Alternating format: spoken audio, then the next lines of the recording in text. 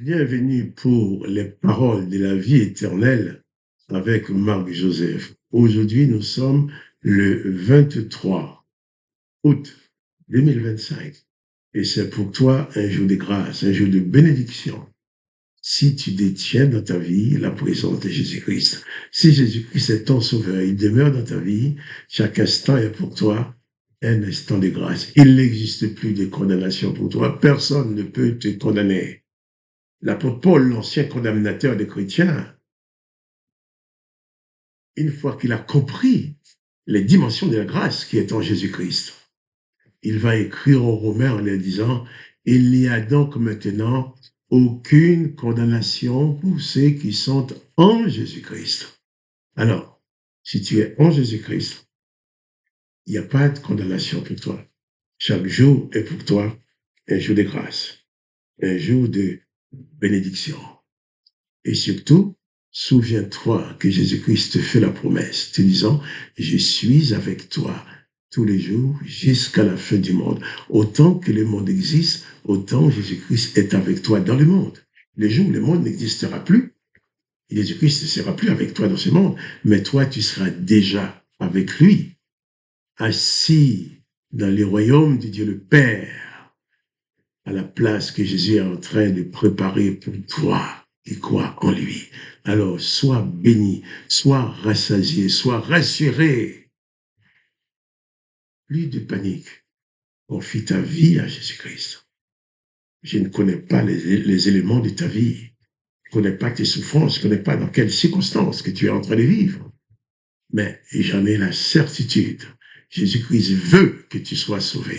Dieu le Père a envoyé Jésus-Christ vers toi. Dieu le Père te permet d'entendre cette parole aujourd'hui parce qu'il veut que tu sois sauvé. Il veut que tu sois épargné de tous ces malheurs qui vont tomber, de tous ces malheurs qui vont tomber sur le monde. Il veut que ton âme puisse parvenir à la vie éternelle. Car l'Éternel des armées a condamné l'être humain à ne pas vivre éternellement. Quand il a dit empêchons l'homme de vivre éternellement. Mais Jésus-Christ dit, celui qui croit en lui vivra éternellement. Tu as la possibilité de te libérer de cette condamnation que l'Éternel des armées a mise sur ta vie avant même que tu sois né. Empêchons-les de vivre éternellement. Avant ta naissance, tu étais déjà condamné à être exclu de la vie éternelle. Avant ta naissance, tu avais déjà été condamné à l'extermination lorsque l'Éternel des armées dit « j'exterminerai l'homme ». Avant même que tu sois né, tu étais déjà condamné à ne pas avoir aucun pouvoir sur les démons, sur Satan le diable. Car l'Éternel des armées n'avait jamais donné de pouvoir aux humains sur Satan, sur les démons. Tous les textes de la Bible qui le montrent, qui parlent de Satan et des démons, montrent l'Éternel favorise les démons au détriment des humains. Il a livré Job. Il a envoyé ses propres démons venant de lui aller sur Saül. Il a envoyé l'esprit des mensonges sur ses prophètes pour mentir à Akab. Mais Jésus-Christ ne permettra jamais à une puissance démoniaque d'occuper ta vie. Et lorsque les démons occupent la vie, la personne n'est plus elle-même. Elle ne sait pas ce qu'elle dit, elle ne sait pas ce qu'elle fait. Elle fait n'importe quoi. Mais Jésus-Christ veut que toi, tu sois exempté de tout cela. Car la présence de Jésus-Christ dans ta vie, c'est la présence de la paix, de la joie, la présence de la grâce. Et c'est aussi la sécurité qu'aucun démon ne peut venir s'installer dans ta vie. Et je répète encore, c'est pourquoi un jour de grâce est aussi un jour de grâce pour ceux qui s'approchent de toi. Tu n'es plus condamné, mais tu ne dois plus non plus condamner les autres.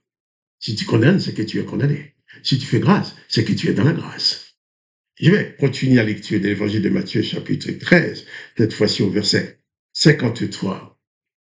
Jésus a fini de parler de toutes ces paraboles. Il parlait de la fin du temps, du jugement qu'il y aura.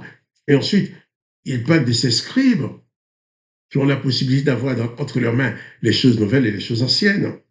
Au verset 53, il dit, lorsque Jésus y achevait ses paroles, il partit de là, s'étant rendu dans sa patrie, certainement à Nazareth. Il enseignait dans la synagogue de sorte que ceux qui l'entendirent étaient étonnés en disant d'où lui viennent cette sagesse et ces miracles. Les gens ne pouvaient rien comprendre. D'où lui viennent cette sagesse et ces miracles. Et ils vont dire, n'est-ce pas les fils du charpentier?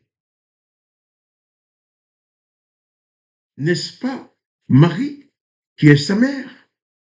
Jacques, Joseph, Simon et Jude, ne sont-ils pas ses frères? Et ses sœurs, ne sont-elles pas toutes parmi nous?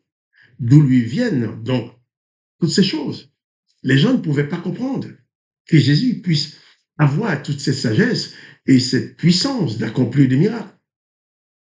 Ils vont dire, mais ce gamin, on le connaît, il est né chez nous, il a été élevé dans le village, avec nous en Nazareth. Marie, c'est bien sa mère, le charpentier Joseph que nous connaissons bien, c'est bien son père, ses frères sont là, ses sœurs aussi sont là. Je marque une petite parenthèse pour dire, beaucoup de gens disent que Jésus était fils unique de sa mère, que Marie n'avait pas d'autre enfant. Après la naissance de Jésus, au point qu'ils font leur prière en disant Marie, toujours vierge. Ces textes nous montrent qu'après la naissance de Jésus, Marie était une femme comme toutes les femmes pour Joseph. Ils ont mis au monde des enfants. Il est question de Jacques, Joseph, Simon et Jude. Déjà 4 frères. Et il dit aussi, ses sœurs ne sont-elles pas tous parmi nous? Jésus avait au moins 2 sœurs. On dit ses sœurs. Jésus avait au moins 2 sœurs et 4 frères. Donc, c'est pas là le sujet, mais il est important de le souligner afin que nous ne croyons pas aux mensonges, aux bêtises qu'on nous raconte. Ils disent, n'est-ce pas le fils du charpentier? N'est-ce pas Marie, sa mère? Et ils disent, et ses sœurs ne sont-elles pas toutes parmi nous? D'où lui viennent donc toutes ces choses? Car aucun de ses frères et sœurs n'avait ce qu'il avait, Jésus. Jésus, c'était l'enfant spécial que Marie a eu par l'opération du Saint-Esprit, comme il est écrit. C'est le Fils du Dieu le Père. Joseph n'était qu'un père adoptif. Donc, Jésus n'était pas du tout comme ses frères et sœurs. Et les gens se posent la question, d'où lui viennent toute cette sagesse? Au verset 57, il dit, il était pour eux une occasion de chute. Ils ne pouvaient pas accepter. C'est difficile pour eux de comprendre ça. Mais Jésus ne vient pas dans ta vie pour être une occasion de chute. On en parlera demain, Dieu voulant. Car Jésus fait ce que aucun homme ne sait faire. Jésus fait ce qu'aucun de ses frères et sœurs ne savait faire, ni ses parents. Les gens étaient étonnés. Mais laisse Jésus entrer dans ta vie. Il accomplira aussi en toi des œuvres qui te donnent. Tu seras étonné de voir ce que Jésus-Christ peut faire de bien dans ta vie. Il ne sera pas pour toi une occasion de chute. Si tu lui confies ta vie, si tu crois en sa grâce, ta vie sera transformée positivement. Et tu connaîtras le bonheur, je dirais même le bonheur éternel. Que le nom de Jésus-Christ soit glorifié, que toi tu sois béni. Quant à moi, Marc Joseph, je te dis à demain pour les paroles de la vie éternelle.